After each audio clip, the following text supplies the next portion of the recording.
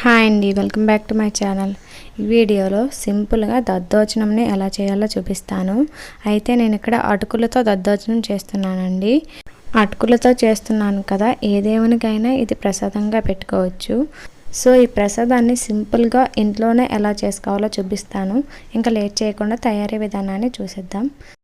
ఒక బౌల్ తీసుకొని half cup వరకు అటుకులను వేసుకోండి. వీటిని వాటర్ పోసి శుభ్రంగా వాష్ చేసుకోండి. ఆ తర్వాత హాఫ్ కప్ పాలను వేసుకోండి. అలాగే హాఫ్ కప్ పెరుగును వేసుకోండి. టేస్ట్కి తగ్గట్టు సాల్ట్ని వేసి ఒకసారి వీటి మొత్తాన్ని మిక్స్ చేసుకోండి.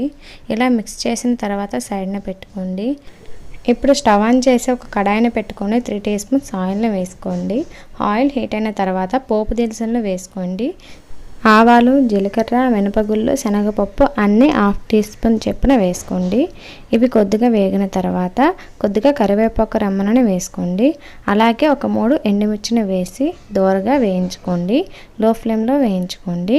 ఇవి వేగిన తర్వాత స్టవ్ ఆఫ్ చేసి ముందుగా తయారు చేసి పెట్టుకున్న బౌల్లో వేసుకొని ఒకసారి మిక్స్ చేసుకుంటే అంతేనండి, మనకి దద్దోజనం రెడీ అయిపోయింది. చూసారా, అటుకులతో చాలా సింపుల్గా దద్దోజనంని ఎలా చేసుకున్నామో. ఈ ప్రసాదాన్ని మీరు కూడా ట్రై చేయండి. ట్రై చేసాక ఎలా వచ్చిందో కామెంట్ చేయండి. మరిన్ని టేస్టీ అండ్ సింపుల్ రెసిపీస్ కోసం ఆంధ్ర స్పెషల్ రెసిపీస్ని సబ్స్క్రైబ్ చేసుకోండి. Thank you for watching.